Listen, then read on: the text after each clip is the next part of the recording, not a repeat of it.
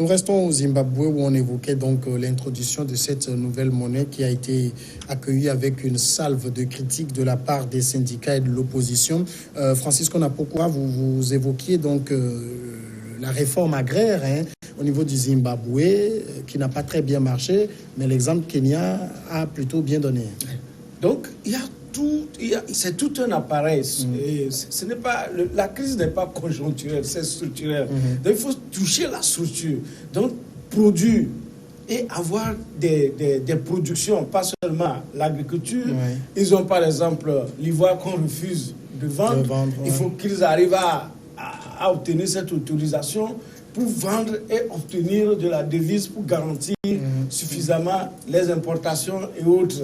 Maintenant, de l'autre côté, la sécurisation de cette monnaie. Il ne faut pas aller produire cette monnaie dans n'importe quel pays ou dans n'importe quelle banque centrale. On l'avait dit, dans le temps, c'est l'Allemagne qui produisait le dollar zimbabwéen. Mais lorsque l'Union européenne a fait pression sur l'Allemagne a dû laisser et puis ils sont partis en Chine.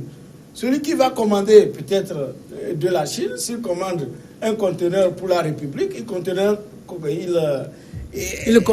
un conteneur de biens pour lui-même. Donc, bref, ça va inonder le marché. Et en plus, le danger, c'est quoi? Le peu qui est produit, au lieu que, comme production, valeur, parce que quand on extrait le sous-sol, quand on fait de l'agriculture, on vend, c'est là-bas, il y a la création de la monnaie même. Donc, mais lorsque maintenant les gens vont produire, qu'ils vont voir qu'avec le franc, le nouveau franc, ils ne peuvent pas vendre ou bien vendre, ça n'a pas de la valeur. Il y aura, comment on l'appelle, les contrebandes pour sortir les produits hors circuit. Là, le pays va encore plus perdre. Donc, cette nouvelle monnaie a des risques, beaucoup de risques de ne pas marcher, encore qu'on dit de ne pas utiliser les devises étrangères. Alors, Atou et tout ce que dit Francisco sur un autre plan, par exemple, il y a les syndicats qui estiment que les travailleurs qui étaient payés en dollars américains, donc ce qui leur donnait une certaine sécurité, aujourd'hui voient cette sécurité-là s'effondrer, parce qu'ils seront payés en dollars zimbabwéens, qui a moins de valeur que le dollar américain. Oui, effectivement, parce que ça se comprend. On est habitué avec le dollar et on est payé. Donc, tous les échanges se faisaient en dollars américains. Maintenant, on vient avec une nouvelle monnaie, le dollar zimbabwéen. C'est ce que nous disons. Il va falloir prendre du temps. Les échanges ne se font pas du jour au lendemain. Ça se prépare. Il faut préparer c'est des processus à suivre. Maintenant qu'on va payer, est-ce que sur le marché même, le coût du dollar américain par rapport au coût du dollar zimbabwéen actuel, est-ce que les gens le maîtrisent? C'est l'interrogation. Donc, ça va créer vraiment des problèmes. Il va falloir prendre du temps pour essayer de revoir si on va utiliser cette monnaie-là. Oui, mais il va falloir prendre du temps. Sinon, revenir encore à l'ancienne monnaie d'abord et prendre du temps pour y rentrer dedans. Alors, le président zimbabwéen, lui, il a dit que le pays a pris les mesures nécessaires pour que le dollar zimbabwéen soit un succès. C'est un discours politique simplement? Ça doit être un discours politique. Je l'avais dit que le président Mnangagwa, il vient d'arriver aux affaires. Donc lui aussi, il veut impacter. Il veut marquer son temps. Il dit qu'à son temps, voilà, il n'a plus utilisé le dollar américain, que c'est le dollar zimbabwéen. Mais est-ce qu'il a pris les mesures pour qu'il y ait de la réussite en utilisant cette monnaie? C'est là la question.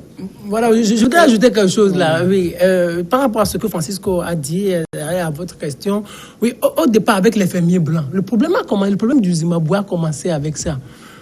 Mais l'esprit de ce que je voulais développer, c'est que le Zimbabwe à l'époque, le Zimbabwe sans les fermiers blancs ou les occidentaux ne maîtrisait rien par rapport aux techniques agricoles. Et ils n'avaient aucune maîtrise de la situation et ils ont chassé les fermiers blancs. Et regarde, depuis ce temps, on a commencé par avoir des problèmes. Qu'est-ce que je veux essayer de démontrer? Il y a aussi un nationalisme derrière. Oui, c'est ça. Oui, c'est ce qu'on dit. C'est ce qui détruit, pour moi, c'est ce qui détruit l'Afrique. On veut vivre sans les Occidentaux, alors que nous n'avons pas les moyens nécessaires pour vivre sans les Occidentaux. C'est ça, c'est une grande question. Maintenant, l'autre aspect que je voudrais évoquer, c'est par rapport à ce que le président zimbabwéen évoque. Lui maîtrise quoi dans cette affaire-là? Il maîtrise quoi? Il est quand même entouré de bonnes c'est-à-dire, les Africains ne maîtrisent rien en ce qui concerne les finances internationales. Ils ne maîtrisent rien, ils ne savent pas comment ça se passe. Les appareils pour produire la monnaie, mais c'est les Occidentaux, c'est les Orientaux. Nous, on n'a rien, l'expertise nécessaire. Comment on arrive à calculer les monnaies sur le plan international, comment se font même les échanges et tout ça. Les Africains ne maîtrisent absolument rien.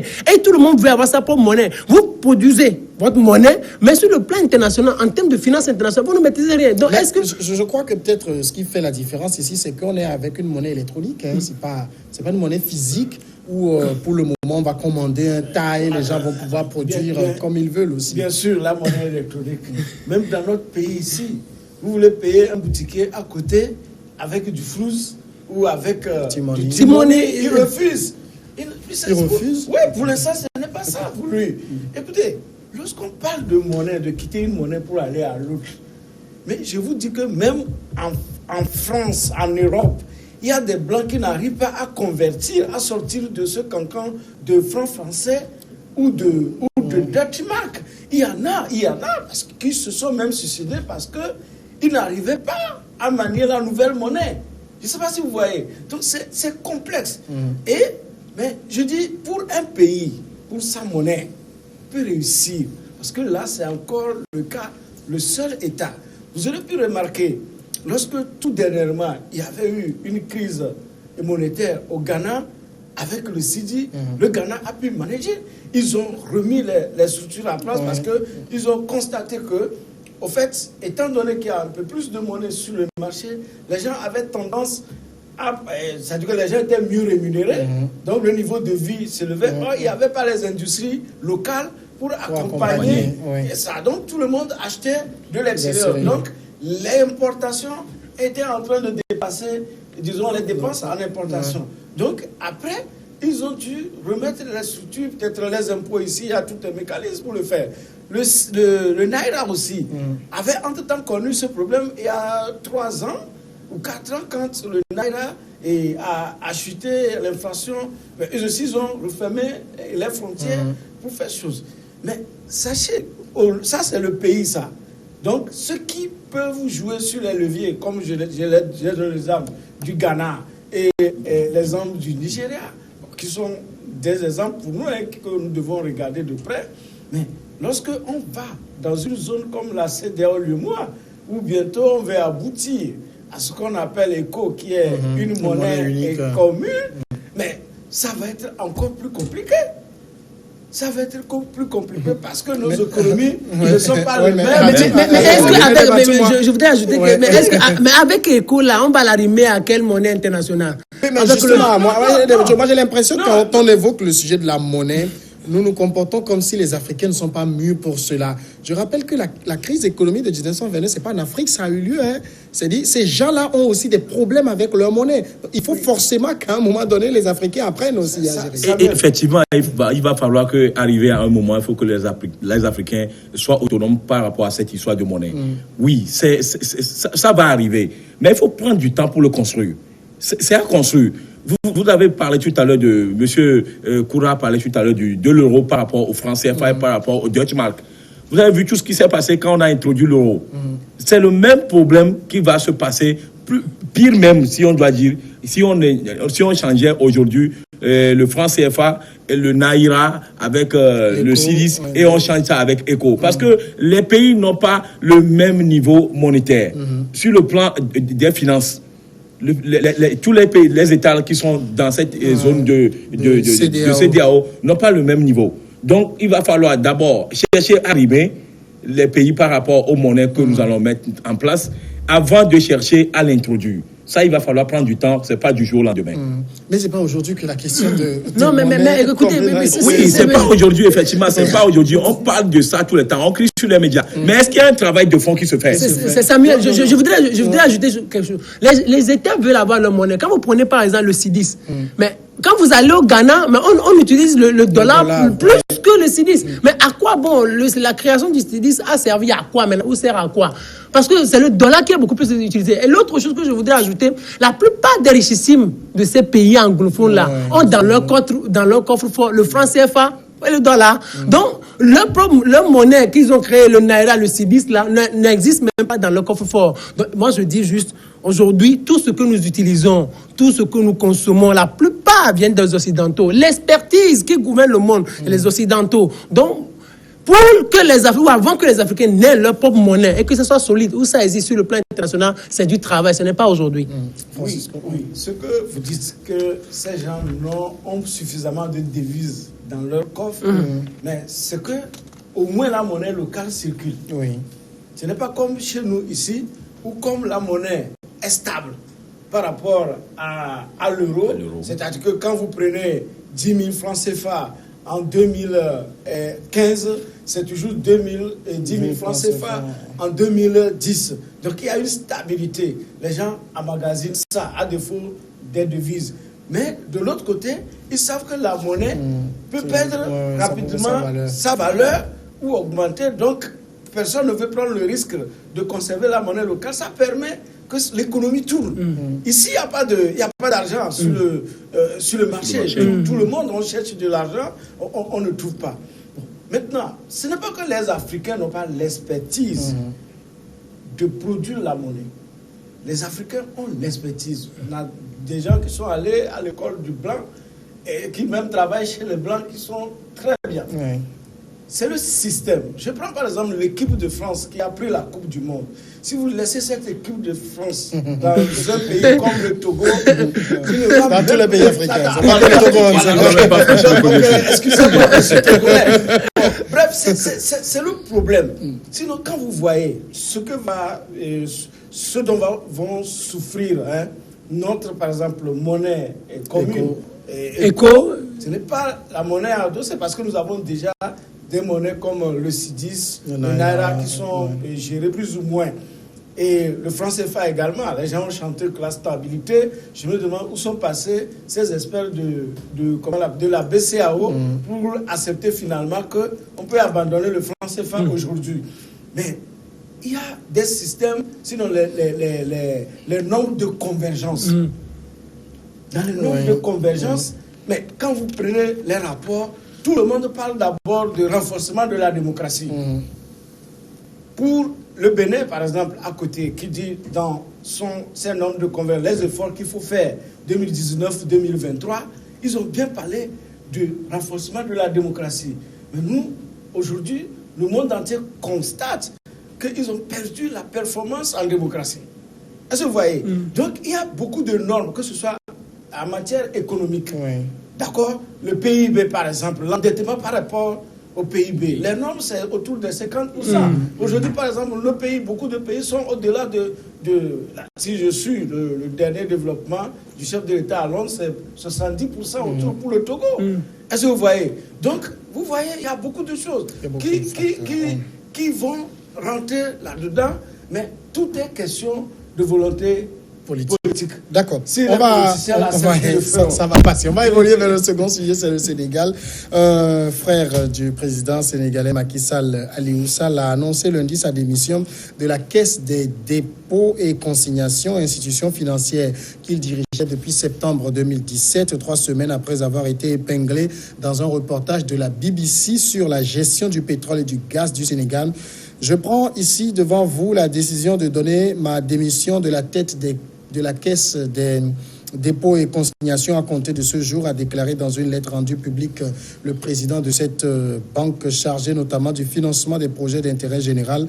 Il devait lire ce texte devant la presse à la mairie de Guédiawaye, ville de la banlieue de Dakar dont il est le maire, mais il en a été empêché par des sympathisants qui s'opposaient à sa démission selon la presse. Toute cette malheureuse controverse n'est entretenue qu'autour d'un tissu d'amalgame et de contre-vérité destiné à alimenter une autre campagne plus insidieuse, celle-là qui va au-delà de ma modeste personne, a affirmé donc dans sa lettre Aliou Sall.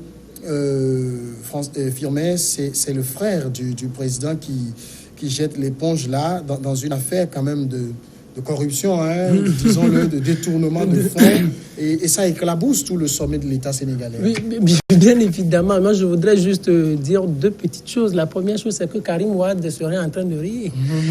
Avec... il y a l'autre qui est en prison. Oui, Ali Fassal qui serait aussi en train de rire.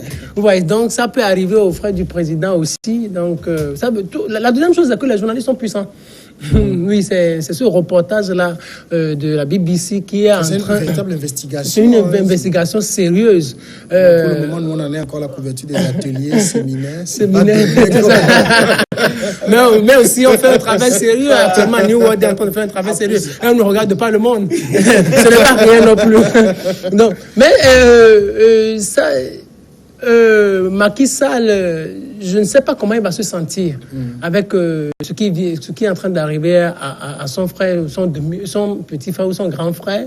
Mais il va beaucoup réfléchir. Il va beaucoup réfléchir et ça va l'aider. Peut-être dans les jours à venir, à revoir cette décision en ce qui concerne les nominations. Et il doit savoir, la leçon qu'il doit retenir, c'est que ça n'arrive pas qu'aux autres. Ça lui arrive aussi. Lui. Donc ça veut dire simplement qu'il est en train de combattre la corruption, mais il y a la corruption dans sa propre maison. Dans sa propre maison. Et ça va, heureusement que c'est son dernier mandat, mais sinon ça va lui être un coup très fatal, un coup dur pour son avenir politique.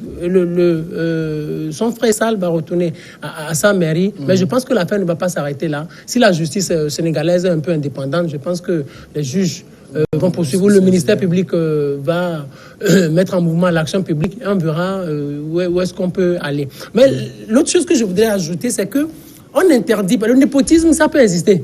C'est-à-dire, on peut être président et avoir dans son conseil ou dans son équipe les membres de sa famille ou ses proches avec qui on a fréquenté. Ça existe partout. Quand vous voyez par exemple les Sarkozy, il a fréquenté avec les Brice Hortefeux et les Eric Woerth, mais qui l'a nommé après ministre.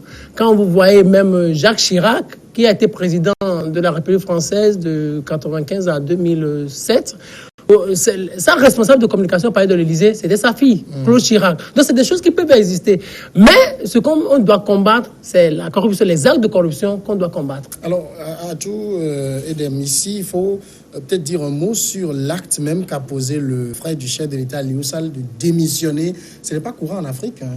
Oui, ce n'est pas courant en Afrique, mais quand on voit un pays comme le Sénégal, où la démocratie est assise, si on peut se permettre de le dire, ce n'est pas comme dans d'autres pays où on ne peut pas faire des manifestations. Vous avez vu que seulement vendredi, les gens se sont sortis dans la rue et rapidement, il a senti que vraiment ça va faire très mal. Et la décision judicieuse, c'est de rendre le tablier et permettre que la justice puisse continuer son travail. Même il peut être innocenté, oui, mais permettre quand même que la justice puisse faire son travail jusqu'au bout. Mais le fait de rendre son tablier, est-ce que ce n'est pas en même temps un aveu de culpabilité? Oui, il y a un aveu de culpabilité. On peut le prendre sur deux préceptes. Ça peut être un aveu. Parce que déjà, quand on voit que déjà le ministre de la Communication aussi, auprès de la présidence aussi, serait poussé à la démission. Donc, c'est dire qu'il y a beaucoup de choses qui vont se passer dans cette affaire-là. Donc, il y a beaucoup de dessous et c'est le premier. Mais également, l'autre côté, il faut dire que quand il dit, il a mis l'intérêt de la nation en jeu. Il faut éviter que les gens sortent dans la rue pour permettre que des usines ne produisent pas. Parce que quand il y a des manifestations, les gens vont fermer leurs boutiques, les ateliers vont se fermer. Donc, c'est un manque à gagner pour le pays. Donc, il faut rendre peut-être le tablier et essayer de réduire l'écart là et permettre quand même pour que l'économie puisse tourner. Alors, Francisco, quand Aliou Sall dit toute cette malheureuse controverse n'est entretenue qu'autour d'un tissu d'amalgame et de contre-vérité destiné à alimenter une autre campagne. Il parle de son frère, là. C'est-à-dire, on veut atteindre son frère par lui, c'est ça? Non, je pense que lui-même, il a permis d'atteindre son frère. Quand Firmin disait que comment il va... Macky Sall va désormais prendre cette décision, moi je me demande comment lui-même il va s'en sortir. Parce que là, ce n'est pas encore fini. Ce n'est pas fini parce qu'il y a le ministre de la Com qui confirme l'information. Voilà, qu'on lui a versé sur un compte. Ce n'est pas sur un compte public, mais sur un compte d'une société que le frère détenait et 250 000 $. Et puis, il n'est pas donné à n'importe qui de Et gagner. puis il a menti parce qu'il a dit que c'est dans le compte d'un truc agricole. Est-ce que vous voyez? Maintenant, quand vous voyez, il a été embauché par la société Petro-Tim pendant, depuis 2014, je crois, jusqu'à il démissionnait en 2017. Et il était payé combien? 25 000 $ par mois. C'est énorme. Mais c'est énorme. Ça fait Donc, en fait, 12 millions 500. l'argent qu'on va lui réclamer, ce n'est pas seulement ce qui est versé pour juste l'attribution des marchés, mais ça aussi.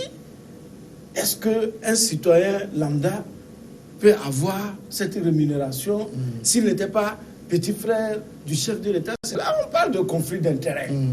Mais ce qu'il lui-même il dit, est-ce qu'il est honnête envers lui? Et c'est dangereux pour notre Afrique parce que, en fait, la corruption est devenue totalement une culture. La dernière fois, je lisais une recherche où le chercheur a démontré que, au fait, c'est la communauté, au fait, qui encourage cette forme de détournement. La preuve, un groupe de sympathisants est contre sa démission. C'est gravissime. Un groupe de sympathisants. Croire en son innocence, ça peut arriver. Oui, même le fait d'avoir touché 25 000 $ par mois. C'est son salaire. Attendez, si je payé à cela, j'allais marcher sur les nuages. Payé à 25 000 $. Quand son frère n'était pas président, est-ce qu'il avait ce privilège? Est-ce que vous voyez? Maintenant, allez voir sa mairie, ce qui se passe. Donc, quand je dis que, en fait, le détournement aujourd'hui, la corruption est favorisée par nos sociétés, c'est que chacun doit s'interroger. Vous êtes dans une même église. Quand on nomme quelqu'un à un poste, vous ne savez pas quels sont les tenants de cette nomination. On prie pour que le gars reste et le gars continue encore.